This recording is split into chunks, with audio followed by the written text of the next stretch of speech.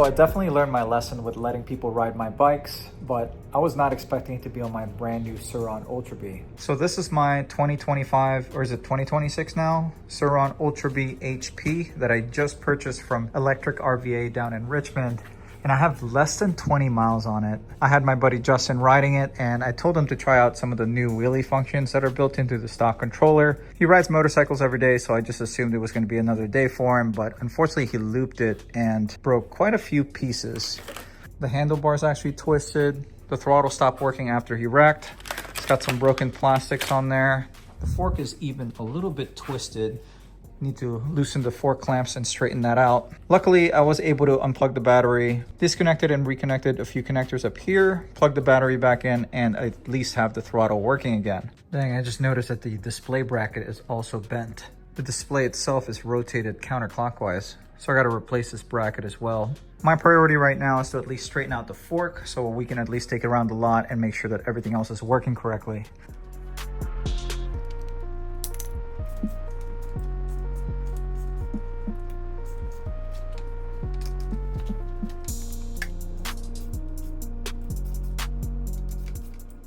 Yeah, it's so much better.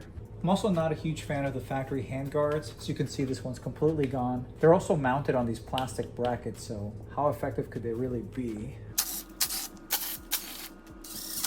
I am gonna leave the handguard brackets on for now. They seem to be integrated with the factory BrakeMaster cylinders until I find the right spacer that I need.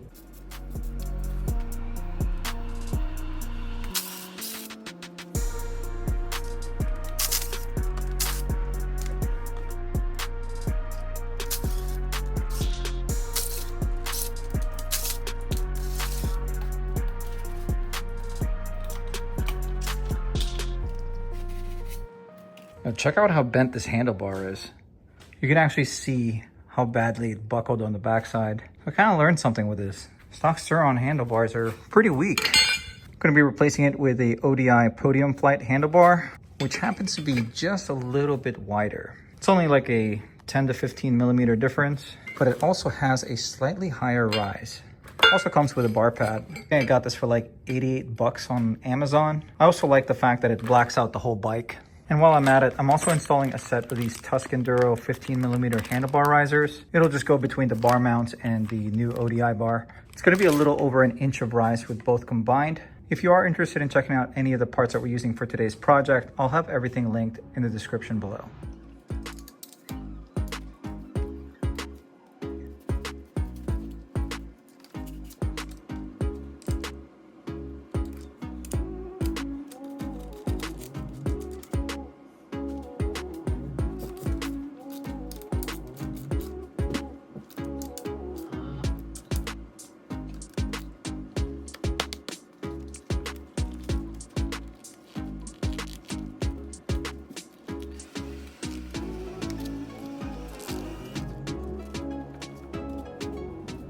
So the ODI handlebars have like this rough section on the outside of the handlebars, which make it very hard for the factory lock-on grip to slide through all the way. If you look closely at the stock bar, it does not have any of that whatsoever. But I saw that the Pro Taper one also has this on there, which looked a lot rougher than what's on the ODI. I wonder if I can just sand that down, or maybe sand the inside of this down.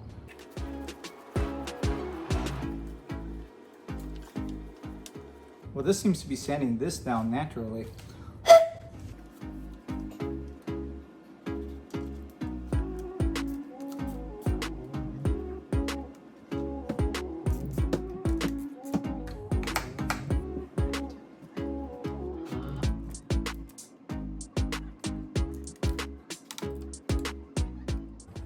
Are we back? All right.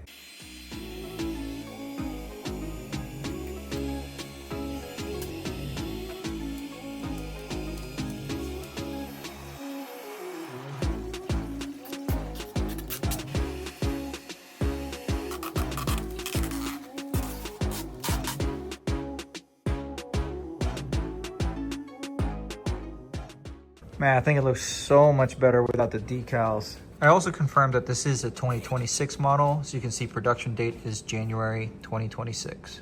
Next, we're going to be installing a set of these Ultrabee's handguards. This is the X factory model. Came with the left and the right side pre-assembled. Here are the mounts, mounting hardware, and then these are sleeves that go inside the mounts. Just choose whichever one fits best with your handlebars. Now with my specific handlebar, I'm likely not going to be using any of the sleeves, but they go in between the brackets and the handlebar. They're pretty much just inserts to fill the gap so you can torque it down correctly.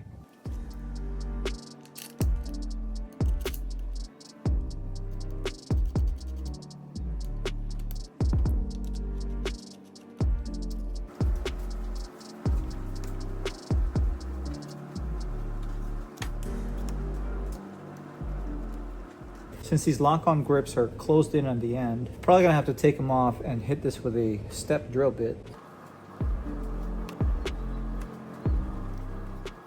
Yeah, it's the same thing on the throttle side.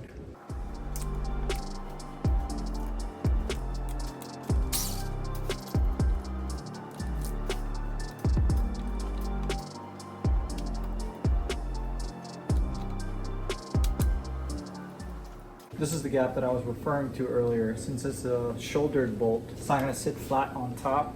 I didn't really want this to just be flopping around like that. So I might end up cutting these sections off the stock bracket, just so I can still use the factory hardware along with this parking brake without any sort of negative effect. This is what I mean by a shouldered bolt. So I don't want to just throw a random bolt in there. I still want it to feel just like the factory. And as you can see, that's quite a gap to fill. Brought the Ultra back to the other garage since we happen to have more tools here. We're still in the middle of a move. I'm just gonna leave it partially installed since it's gonna be easier to drill the end of this with the grip assembly mounted onto something. But at the same time, I don't want to damage the new handlebar.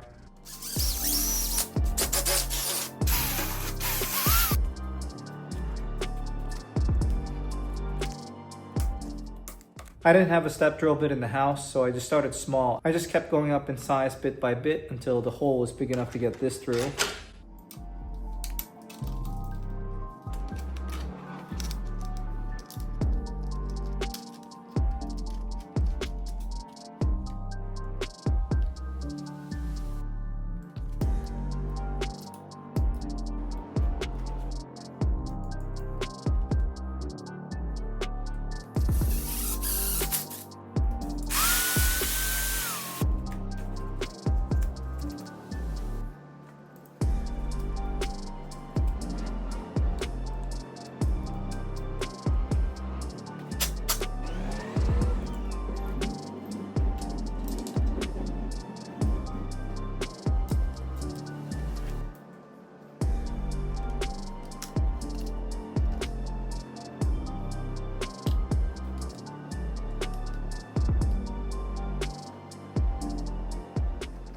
Just make sure that when you tighten everything back up that the throttle still spins freely.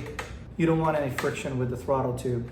Now for the gaps on the shouldered bolts, there's a couple different ways you can approach this. You can either get a Warp 9 brake lever pivot point bolts, which are shorter. They're meant specifically for Ultrabee owners who want to run aftermarket handguards or just run no handguards in general. You could also stack a bunch of washers, I guess, just to get it to the right exact height. They are different heights left and right. It's slightly thicker on the right side than it is on the left side. But I want an absolute factory feel with no negative effect or drag. But I also don't want to spend 30 bucks on bolts right now. So I'm going to cut these sections off the factory guard mounts since we're no longer going to be using these.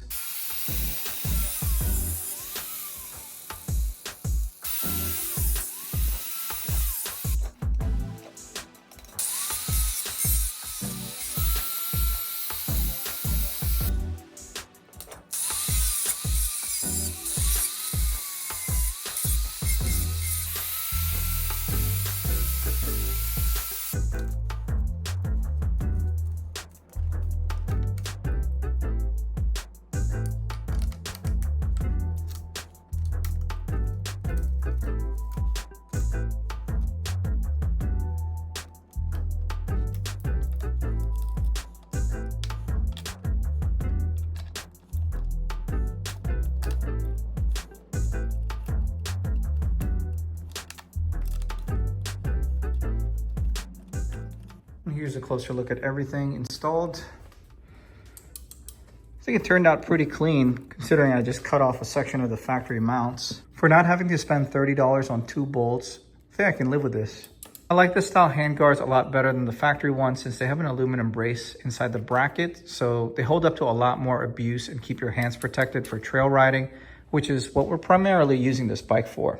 So I've got quite a few electric dirt bikes, but the Ultrabee has the largest battery capacity by a long shot.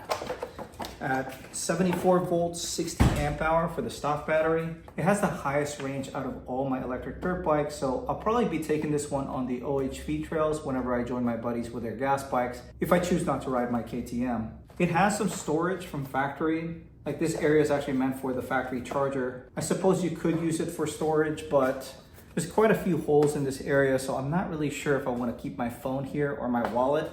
So I'm going to be adding some additional cargo space on top of the seat. Just looking for a safe space to store my phone or my wallet and my car keys during my trail ride, since my riding pants actually don't have any pockets.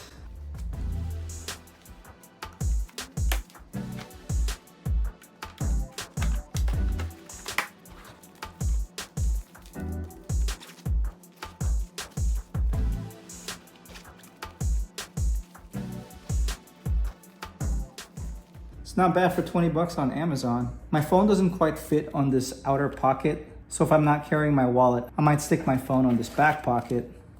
But if I have it out here, I can at least keep track of the time and directions while I'm riding. Finally got the last piece that we're waiting on for the Ultra, which is a replacement shroud for the headlight. It took almost 2 weeks for me to get this. I'm pretty sure this had to ship from China. That is one downside about the Surron Ultra Bee, is it's hard to get replacement OEM parts locally, at least here in Virginia. I tried getting a replacement display bracket as well, but unfortunately it's going to take almost a month for me to get one of those. So I'm just going to try to straighten this one out.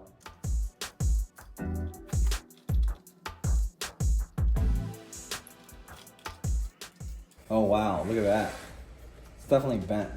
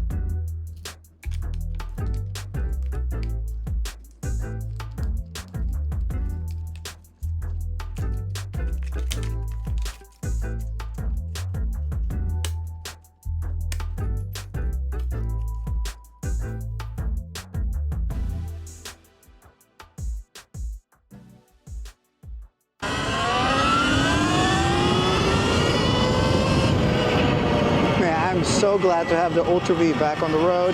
At this point, we only have 18 miles on this bike since I bought it new. I definitely want to put more miles on it before we start buying any more parts for this thing. But I'm super excited to get a controller upgrade just so we can squeeze a little bit more power out of the stock battery. Because I'm pretty sure that these bikes are able to put out around 27 or 28 kilowatts with simply just a controller upgrade. First thing I noticed hopping back on this thing since the last time that we rode it is the riding precision is completely different. This ODI handlebar that we just installed is actually identical to a factory OEM handlebar for a KTM. So it feels almost just like riding my bigger bike. So in case you didn't know, all Surron Ultra Bees manufactured after November 2025 actually have a built-in wheelie assist function. It's not exactly an automatic wheelie mode like what you see on the Antic bikes or the Wheelie Fun bikes. It's pretty much just an anti-loop mode. To enable the wheelie assist function, you disable the throttle, you put the kickstand down, then you hold the ASR and the ready button for 3 seconds to access the menu. Then you cycle through the menu with the ASR button until you get to option W, I think it's W0. Then you hit the ready button once to put in W1 to activate the wheelie assist function. Then you reactivate your throttle and put your kickstand up. And once you see the N1, you are in the wheelie assist mode. There are 2 options. You can switch between N1 and N2. N1 is more of the beginner setting and N2 is a more advanced setting. N1 allows you to adjust from 9 degrees all the way to 20 degrees of angle. And then N2 allows you to go from, I believe, 21 all the way to 37 degrees. I'm just gonna demonstrate it in N1 just so you guys have an idea of how it works.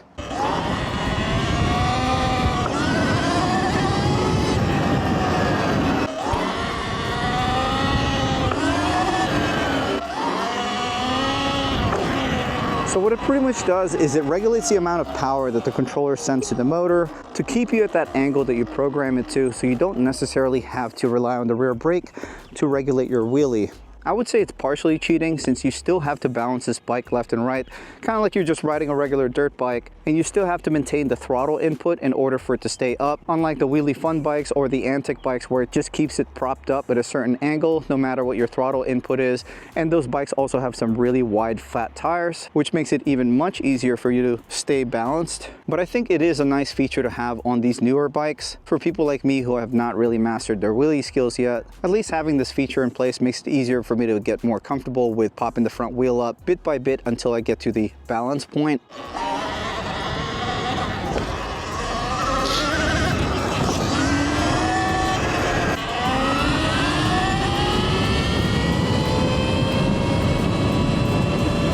Man, I'm so glad to have this bike back though. What the hell is going on back here? So what is this place? Has this always been around, just around the corner from my house?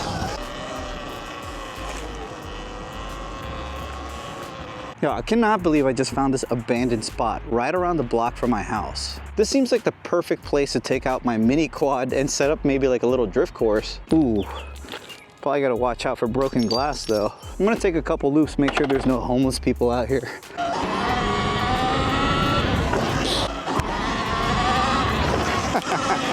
That is a pretty nice feature just to mess around with. Okay, I'm definitely coming back out here with the mini quad.